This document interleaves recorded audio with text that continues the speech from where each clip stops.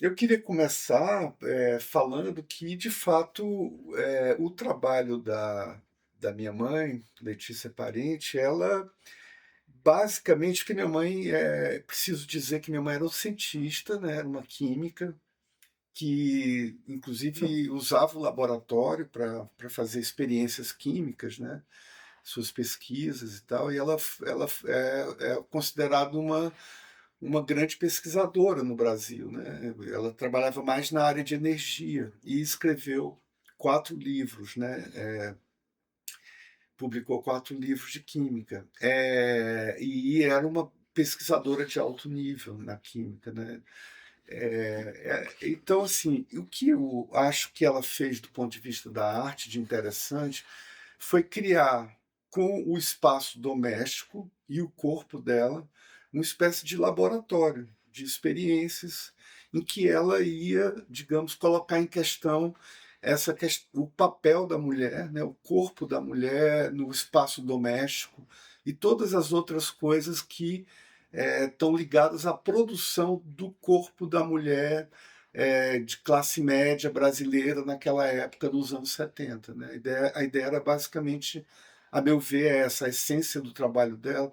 Tanto é que o próximo livro que eu estou organizando, com algo em torno de 34 textos sobre a obra da minha mãe, vai se chamar Letícia Parente, O Corpo e a Casa como Laboratório, né. Então, assim, inclusive acho que o que ela faz nos vídeos com o corpo dela para criar uma espécie de uma forma de levar as pessoas a terem consciência da problemática do corpo como subjetividade, né, é fazer aquela instalação que ela fez na área experimental do MAM, em que ela leva os próprios visitantes a fazerem uma experiência com o seu próprio corpo. Então ela cria um certo número de estações, cada estação a pessoa vai viver um processo de experiência em relação ao seu corpo, como uma forma da pessoa, saindo da exposição, se dar conta de todos esses padrões que a sociedade, num determinado momento, quer embutir, né, quer nos fazer comprar, acreditar, desejar para os nossos corpos, né? Como ser bonita, como ser jovem, como se manter saudável, como tudo isso a partir de uma pseudociência, eh, no mais das vezes baseado na medicina, que é uma espécie de pseudociência, que muitas vezes está nos vendendo algo, né, como se fosse uma coisa puramente científica, mas é de fundo ideológico, cultural, histórico, etc e tal, e não uma coisa puramente científica, né. Então, nos vendendo padrões, né, do corpo e também de consumo, né, porque uma coisa colide, né, com a outra, né, de várias formas, né.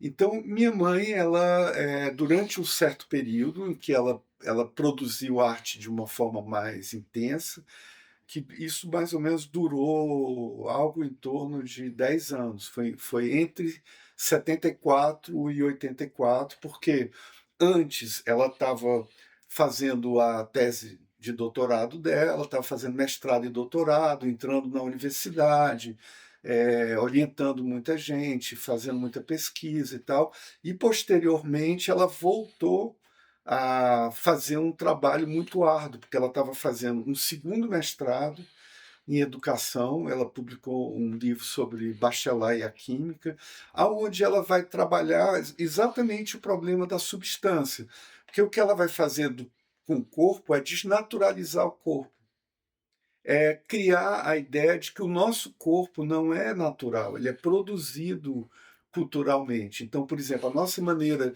de sentar no Ocidente, por exemplo, é diferente das várias culturas arcaicas ou primitivas, ou primitivas não é uma boa palavra, mas das culturas dos povos originários. Cada um dos povos e culturas nos ensina a sentar de uma forma, andar de uma forma, comer de uma determinada maneira, etc. E tal. não é da mesma maneira que a gente anda, que uma determinada cultura indígena, por exemplo, aqui no Brasil, ou se a gente pegar algum dos asiáticos, de um determinada povo, né, ou cultura asiática, vai andar, comer, sentar, etc. e tal, ou deitar para dormir e assim por diante, né? Uhum. Então, não é a mesma maneira. Eu, por exemplo, quando eu fui pela primeira vez visitar uma aldeia indígena, eu tive muito problema para me adaptar a dormir numa rede, né? Você tem que aprender a dormir numa rede. Não é uma coisa puramente natural. Então, assim, o que minha mãe fez foi a mesma operação que ela fez para dessubstancializar a substância, que o Bachelard faz ao pensar a química é justamente colocar em questão a ideia de uma substância, de algo padrão, fixo e determinado de forma transhistórica, né? E ele vai justamente questionar isso, vai questionar o papel da substância, porque se eu olho para a substância de uma determinada forma, eu vou mudar a ideia que eu tenho de substância. Se eu ilumino ela de uma certa forma, se eu uso um aparelho que é um microscópio, ou o que quer que seja, ou um outro aparelho para observar essa substância, ela vai se transformar numa outra coisa. Se eu Todas as coisas que eu fizer para observar, eu vou de uma certa forma até inclusive interagir, transformando a substância, né? E quanto mais a gente caminha no sentido micro, mais o que eu faço para observar a substância vai transformar a própria substância. Tanto é que os físicos da física quântica vão dizer que a substância é energia, né? Que matéria é energia, não é só uma coisa fixa, inerte, que existe da mesma forma, de forma perpétua, etc. e tal. Não, ela é historicamente determinada, ela é culturalmente determinada, ela é cientificamente determinada, e isso vai mudando ao longo dos tempos. Então, assim, o que ela fez com a substância no Bachelard e a Química é a mesma coisa que ela vai fazer com o corpo, ou seja, o corpo dessa mulher da classe média brasileira, né, de grande cidade, como o Rio de Janeiro, Fortaleza, Salvador e tal, que são as cidades que ela viveu, tinham determinados hábitos, né, que faziam com que as mulheres acreditassem que a melhor coisa a fazer para o seu corpo, para o espaço doméstico, para a família, para aquela sociedade de consumo, etc., era aquilo que elas faziam, né? Então, ela vai colocar isso em questão. Então, assim, todo o trabalho, eu acho que é a ideia de você criar uma espécie de laboratório doméstico, né, na casa, e ao mesmo tempo um laboratório que envolve o corpo, ou seja, através de uma série de ações que por exemplo, guardar a roupa, passar a ferro uma roupa. Né, por exemplo, o vídeo Tarefa um tem essa coisa de passar roupa, só que ela está dentro da roupa. Né? Quando ela guarda a roupa, ela também está dentro da roupa. Então ela se guarda como uma roupa, ela está colocando ali a questão do corpo como objeto. Né? Ao mesmo tempo que quando ela costura o pé escrevendo Made in Brasil, ela está dizendo esse corpo aqui é como um produto, né? Porque naquela época a gente tinha um processo de vivíamos uma espécie de fechamento do país por causa da ditadura e ao mesmo tempo uma xenofobia, uma coisa de, de, de dar valor às coisas que eram brasileiras, no sentido inclusive dos produtos, né?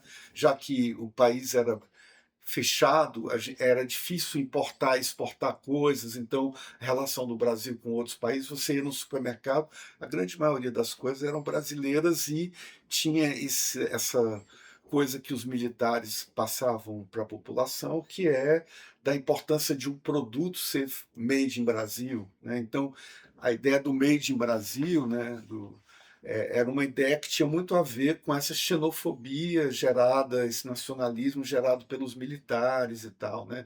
Então você escrever isso na planta do pé, só que claro, Alguns desses gestos que estão presentes no vídeo, ao mesmo tempo era um gesto que visava a fazer as pessoas entenderem, né, o seu próprio corpo, né, pensarem numa determinada relação com esses padrões, mas também com essa questão que, por exemplo, na época a gente vivia um momento de ditadura. Então, por exemplo, se ela vai reproduzir os olhos, né, para tapar o olho, né, e os olhos, né, e a boca, colocando um esparadrapo e desenhando o olho e a boca e tal. Isso tem a ver com a ideia de você criar uma máscara social, ou seja, com a ideia de você é, sair na rua, tá tudo muito mal, porque a gente está sofrendo uma ditadura, mas eu faço de conta que está tudo bem, né? Meu rosto não muda, ele vai permanecer igual, indiferente à própria situação, porque eu não posso gritar, não posso me assustar, não posso denunciar a situação, tenho que fazer de conta que está tudo bem. Aliás, a música que o Caetano fez para o Roberto Carlos cantar, como Dois e Dois, que ele diz tudo vai mal, mas é como se tudo estivesse bem, né? Então eu não posso reclamar, não posso dizer o quão mal estão as coisas, né? Então, essa máscara social é um pouco a mesma coisa. Eu tenho que fazer de conta que eu sou um puro objeto, né? Que não sofre, não vê, não pode reclamar, tem que suportar tudo como uma espécie de objeto, né? Então, acaba que o trabalho, se você pegar o preparação e o marca registrada, onde ela costura o pé com agulha, acabam dialogando numa mesma chave com o tarefa um da roupa e o in em que ela se coloca no armário e se fecha, né? Então, enfim, minha mãe, ela produzia um conjunto de trabalhos, fazendo experiências, né, com o corpo em casa, no espaço doméstico, experiências essas, como Eu Armário de Mim, em que ela faz passar todas as coisas da casa dentro do armário, inclusive os próprios filhos. O audiovisual é o diaporama, era um sistema que era usado numa determinada época, em que era um conjunto de slides com um sistema de temporalização dos slides. Então, você fazia uma trilha sonora, ou mesmo se não tivesse som ambiente, você tinha que determinar quanto tempo você ia querer que cada imagem fosse projetada, né? Você podia usar um projetor, vários projetores, e o sistema conseguia sincronizar. Então, assim, por exemplo, para quem fazia instalação, como o Elliot Sica e o Neville, quando eles fizeram as cosmococas, né, era uma maneira de você sincronizar todos os aparelhos com grande facilidade, né? Você podia sincronizar vários aparelhos de slides contendo imagens e o sistema ia definir precisamente quanto tempo cada imagem ia durar e, ao mesmo tempo, a sincronicidade entre os diversos aparelhos utilizados, né? E a minha mãe, então, o que, que ela fez com a ajuda dos filhos e da empregada, ela pediu que a gente trouxesse e fosse trazendo as coisas, por exemplo, trazer todos os jornais, trazer todas os remédios, as coisas ligadas à saúde, medicamentos e tal. Então, todas as comidas, os condimentos, né? Ou seja, as coisas que eram mais voltadas para condimentar, para temperar a comida, né? Ou então, por exemplo, todos os exames, ou todas as roupas pretas, todas as roupas brancas, todos os jornais, os sapatos, né? Todos os sapatos. Então eu lembro da gente trazendo todos os sapatos, aí a gente ajudava ela a pendurar todos os sapatos no armário e ela fazia uma foto daquela situação, né? Então, assim, o Eu Armário de Mim é um texto poético em que ela está falando de todos os afetos dela, né, no cotidiano e tal, e a gente vai vendo as coisas que estão ligadas a esses afetos, né? Então, por exemplo, dias de festa, as roupas brancas e coloridas, nos dias de luto ou né, as roupas pretas e assim por diante. Ela ia falando das questões tanto afetivas, como amorosas, como de festas coletivas, de épocas do ano, de coisas ligadas a a cozinha, ao gosto, os filhos, né, com quem ela tinha relação, mas enfim, todas as coisas que tinham a ver também com o espaço da casa, né. Uhum. Então, mas numa chave estruturalista, porque na verdade se você for pegar, por exemplo, o pensamento estruturalista, é um pensamento que você cria determinados tipos de estrutura a partir das relações, né, e você cria estruturas que tenham relações ligadas às classificações dos objetos e signos que você pode distinguir para criar uma relação diferencial. Então, por Uhum. exemplo, na minha casa eu tenho determinadas coisas que estão ligadas a um determinado tipo de ritual, ou uma determinada festa de um determinado época do ano, ou um tipo de situação que conjuga pessoas da família, ou pessoas de fora, ou enfim, ou os filhos, ou o marido, né. Então, todas essas relações são convocadas por esse tipo de trabalho. As relações, inclusive, que passam e que são organizadas muitas vezes no espaço doméstico, né. Da mesma maneira ela fez em Xerox, né. É importante dizer que a minha mãe, a partir de uma certa época, ela não produziu mais qualquer tipo de arte, que pudesse remeter a uma aura, de que fosse uma obra única, né, porque a xerox é reprodutível, a fotografia é reprodutível, o audiovisual, o diaporama, né, feito de slides e sons, tudo isso é reprodutível, o vídeo é reprodutível, todo o trabalho da minha mãe, inclusive as instalações que ela fez, elas podem ser reprodutíveis. Então, assim, a ideia da obra como um objeto único, né, original, com uma aura feita pelo artista, etc., também foi para o espaço. Então, ela questionou também a própria ideia de obra de arte como um objeto único e particular, singular, etc. E tal. Isso pode ser reprodutível. Então, ela usou muito, portanto, o audiovisual, o diaporama, o vídeo, a fotografia, a xerox, né, e todas as outras coisas que ela vai utilizar, por exemplo, os kits que ela fez para a exposição Medidas, né, em que os visitantes tomavam medida do seu corpo, da sua atenção, da sua resistência à dor, do seu tipo sanguíneo, do seu biotipo, das suas preferências, né?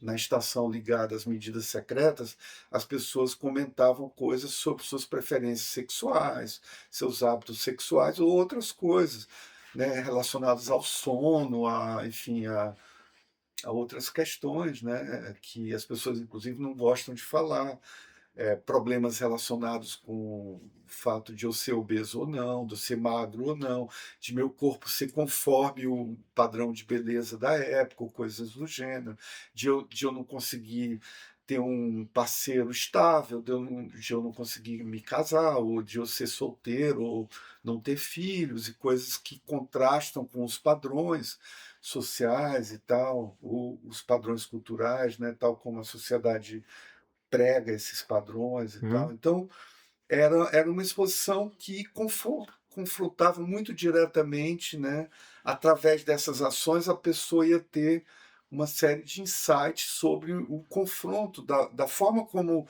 ela é, como um corpo singular, numa relação com esses padrões que são, socialmente, digamos assim, pregados, privilegiados, ou, enfim, considerados mais normais, ou mais. Enfim, e ao lado dessa sala onde as pessoas faziam essas experiências com o seu próprio corpo, tinha uma sala em que ela fez um diaporama, um audiovisual com slides, em que apareciam pessoas que ela recortava no jornal, que quebravam todos os recordes a nível dos padrões corporais.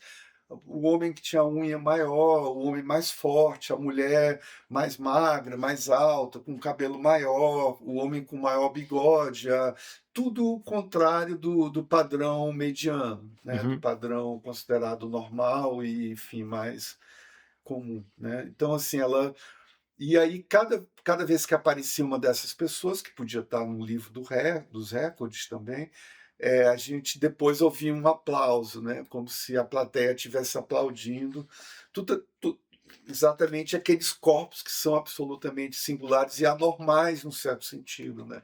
Anormais porque não porque contrário aos padrões, né. Então, assim, era algo muito interessante, inclusive concursos engraçados, porque a coisa tinha um certo humor. Por exemplo, ela pegou coisas do tipo assim, tem uma competição que se dá na Finlândia todo ano, em que a mulher que ganha é a mulher que consegue chamar mais longe o seu marido, por exemplo. Então ela então tem concursos no mundo inteiro que são coisas muito engraçadas, né, relacionadas a questões do corpo, né, que não estão geralmente ligadas a essas coisas medianas, são coisas excepcionais, né. Então, enfim, em suma, eu acho que tanto em xerox, quanto em vídeo, quanto em audiovisual ou diaporama, slides, né, minha mãe fez uma série de trabalhos que tratam o espaço doméstico da casa como o corpo, né, da mulher, de uma mulher de classe média como ela, né, como uma espécie de laboratório a ser, experimentado de várias formas para chamar atenção para esse processo de subjetivação que quer que nós, venhamos a aderir a certos padrões, né, do corpo que são esse ou aquele, né. uhum. E esses padrões vão mudando de cultura para cultura, de época para época e tal, né.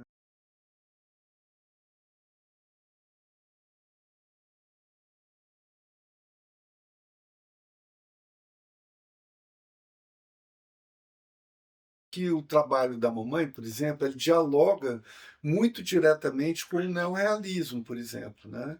Então é como se um filme neorrealista fosse concentrado num curta-metragem que dura 5, 6, 7 minutos, entende. Quando ela age na casa, se guardando dentro do armário como se fosse uma roupa, aquilo ali traz junto com esse gesto uma série de problemas, né, ligados a um certo intolerável, ou quando ela costura no pé Made in Brasil, como se ela tivesse, carimbando, e ela vai carimbar no vídeo carimbo, em que ela se manda. Por exemplo, tem um vídeo dela que ela ia se enviar para a Bienal de São Paulo como uma carga, como uma carta. Ela combinou com o diretor do correio de se enviar para a Bienal como se fosse um objeto, uma mensagem, né, e o diretor aceitou, o diretor-geral do correio. Mas quando ela chegou no correio e falou: "Olha, o diretor-geral, está aqui a carta que ele me mandou me autorizando a me enviar né, para a Bienal de São Paulo", o diretor daquela agência não aceitou. Então ela fez um vídeo na agência, pegou um carimbo e se carimbou como sendo a carga que ela ia enviar para a Bienal, né, porque ela tinha feito um carimbo para fazer isso, e aí, filmou ali, né, e o vídeo se chama Carimbo. Então, o gesto de carimbar ou o gesto de costurar na pele made in Brasil, na planta do pé, ou o gesto de se guardar com uma roupa, de se passar dentro da roupa a ferro, né, e tudo, é o gesto de transformar o corpo num objeto, uma pessoa num objeto, como ela sempre costumava dizer que a sociedade de consumo tratam as pessoas como objeto, mas sobretudo as mulheres, mais do que os homens. Então, por que as mulheres mais do que os homens, né? Porque a mulher era considerada um objeto mais do que os homens. Então, isso era uma das chaves do trabalho.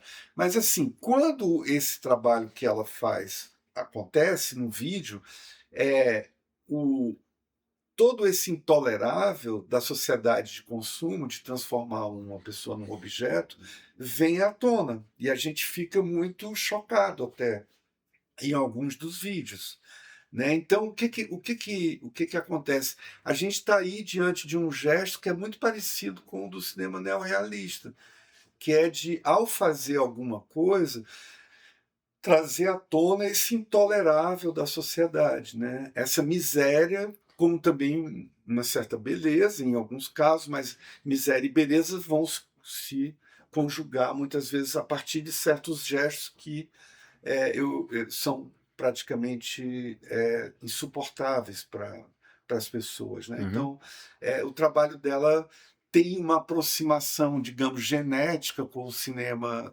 neorrealista a nível das ideias. Mas o trabalho da Letícia sempre passou, a partir dos anos 90 e 2000, em mostras de cinema, projetados nas salas de cinema. Isso já foi feito no Festival da Argentina, pelo Lucas Parente, meu filho, que é cineasta, e o Jorge Lafela, que é um crítico argentino, que era um dos curadores do festival. Eu esqueci o nome daquele grande festival de cinema na Argentina. Enfim, tem um grande festival de cinema lá.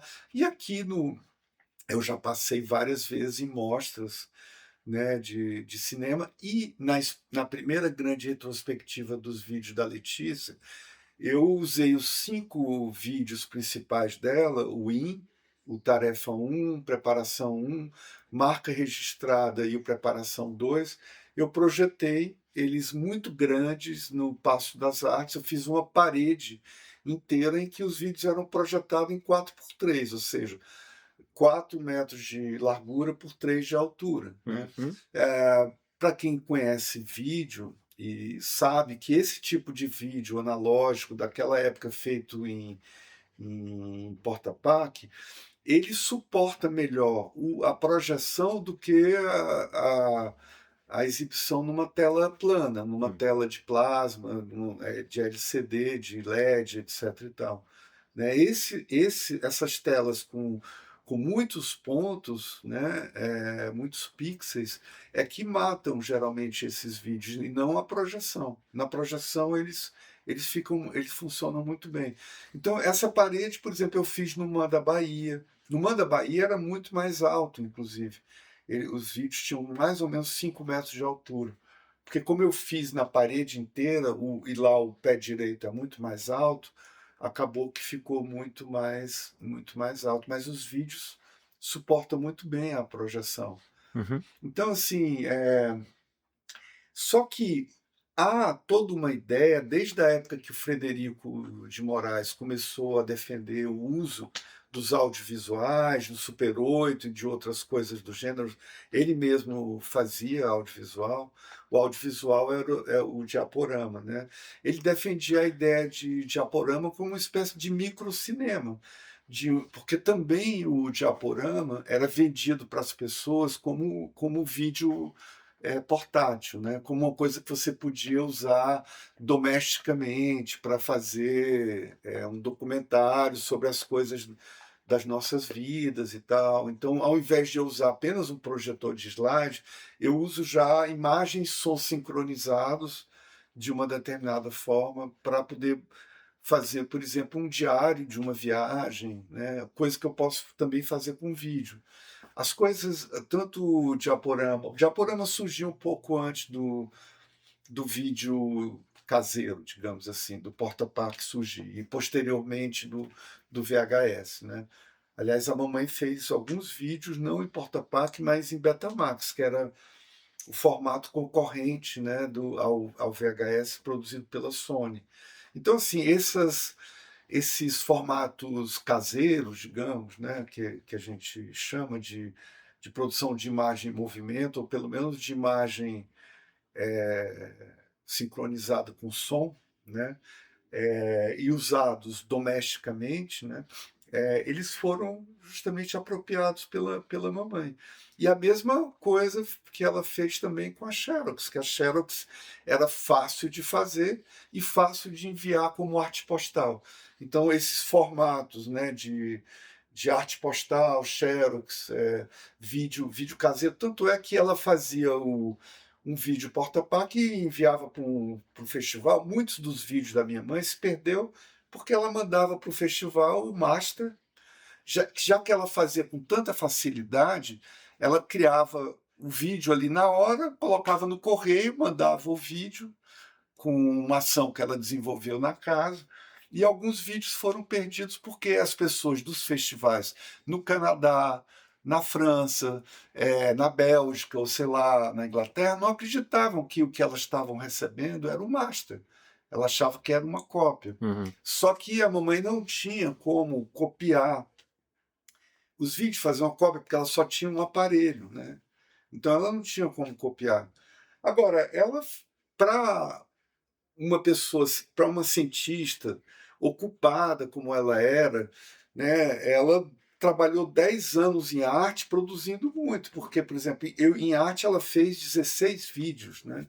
Ela fez centenas e centenas de xerox, fez muitas instalações, fez vários audiovisuais. Claro, ela não ligava tanto, então muitas coisas foram perdidas. Alguns audiovisuais dela foram completamente perdidos, tiveram que ser restaurados, alguns puderam ser restaurados, outros não.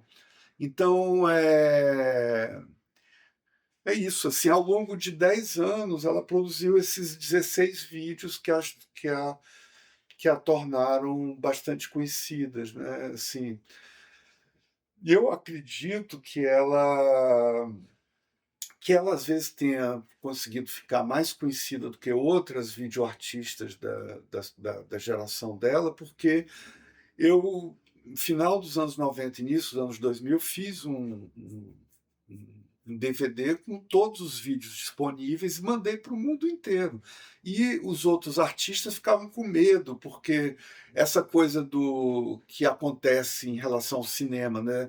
Do ineditismo, quando você lança um filme, você não pode passar em qualquer festival, tem que guardar o filme, não pode passar em qualquer lugar, etc. Da mesma forma, os artistas têm uma série de questões quanto aos seus trabalhos em vídeo ou em filme, ou seja lá em que formato, que é de não poder dar cópias daquilo para qualquer pessoa, qualquer instituição, qualquer coisa, com medo de perder o controle sobre o próprio trabalho, né? Uhum. Porque os trabalhos são vendidos em poucos exemplares, num preço muito alto. Então eu fiz o contrário disso, né? Eu peguei os vídeos e mandei para o mundo inteiro, né? Então, de repente, começou-se a ter uma demanda em relação à obra da mamãe muito grande, né? Porque as pessoas receberam esse material, viram, acharam interessante, começaram a querer mostrar, né?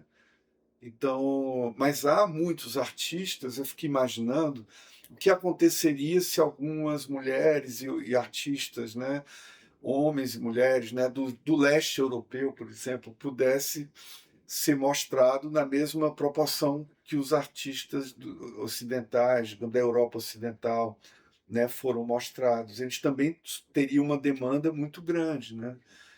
Então, assim, eu acho que todas essas questões são. É curioso isso, porque as pessoas que fizeram Super 8 entraram dentro de um circuito, as que fizeram vídeo entraram no outro, as que fizeram filmes em 35 que podiam participar do circuito de salas entraram em outro circuito. Então, os circuitos são tão distintos, né, que acaba que isso criou uma segregação entre os formatos de imagem, os suportes, né? Então aí você vai usar, essa pessoa fez uma coisa de cinema amador, essa outra fez vídeo, então está ligada ao circuito artístico, e o outro fez filme que passou ou não na. Enfim, e aí isso criou uma espécie de segregação, né, das obras, né? Mas assim, a ideia, eu acho, mais interessante é que a gente possa misturar essas várias mídias, esses vários suportes, né?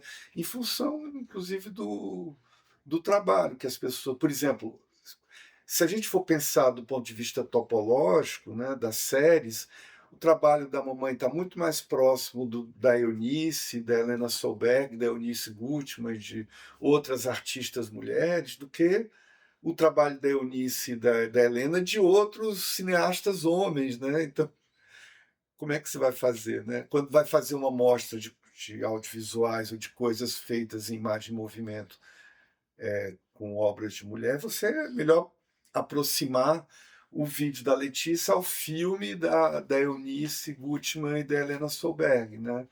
Então, assim, só para dar uma ideia, né? Então, agora, no Brasil, várias mulheres produziram trabalhos em filme que percorreu o circuito artístico, como Ana Maria Maiolino, Iole de Freitas, né? Trabalhos bastante consistentes e potentes, né? Lígia Pape, né? Produziu coisas em cinema muito incríveis, né? Então, assim, as mulheres tiveram, por exemplo, na minha própria cooperativa, eu era a Cursina, né, da qual eu fiz parte, a gente tinha também como colega, como membro, a própria Lígia Pape, a Iole de Freitas, né, Eunice Gutmann, que numa determinada época também cruzou muito e participou de algumas coisas que a gente fez na Cursina, né? Então, assim, essa é muito curioso, né? Porque e elas algumas dessas pessoas continuaram a fazer usando o suporte que tinham disponível, né? Não foi por uma escolha deliberada. Eu vou fazer em função daquilo que eu tenho acessível, né? Que eu tenho acesso, ou que eu posso bancar, porque, na verdade, não havia um mercado de arte ou de cinema para absorver essas coisas, né? E muitas vezes as pessoas usaram o Super 8 porque não tinham dinheiro para pagar uma câmera 16 ou 35, né? Então, por exemplo, se a Lígia Pape veio a fazer coisas em 16 e 35, é porque ela também fazia letreiros para o cinema, e ela estava mais próxima das pessoas de cinema, e ela tinha mais facilidade para pegar emprestado ou pedir alguém para vir com a câmera de cinema, uma câmera 16 ou 35, para filmar seu filme, né? Enquanto que um outro artista não tinha essa facilidade, né? Então as coisas aconteceram muito assim, sem que a pessoa, quando estava fazendo o trabalho, soubesse claramente que ela queria que o seu trabalho passasse nesse ou naquele circuito, que ela certamente, se a mamãe pudesse escolher, ela ia filmar em 35, né?